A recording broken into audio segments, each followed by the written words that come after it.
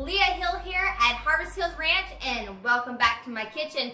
Tonight I'm going to show you the 3 different ways I prepare our fresh grillers. There are 3 different flavor options and they're all super yummy. So here we go. I'm going to show you what it looks like to prepare it in the oven, on the grill, or on the stove top.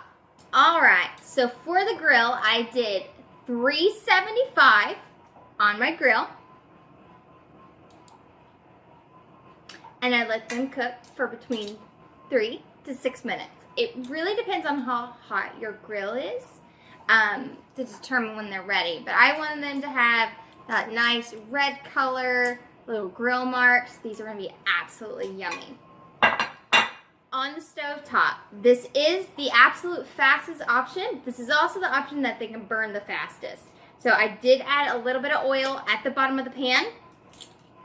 And they cooked for about 4 minutes on low on my propane stovetop, okay? So these definitely don't walk away from them. They will burn quickly. These guys, I cooked in the oven in a little bit of olive oil as well. And so that's what that looks like. It's a little dark. So they did cook a little bit darker. So it's a really dark red on that. So there's not a right or wrong on this. The fastest way to dry them out would be the oven or the stove top. So those 2 options, you don't really want to walk away from them because it'll take out all the moisture because of that intense surrounding heat. Whereas with the grill, it's not direct heat.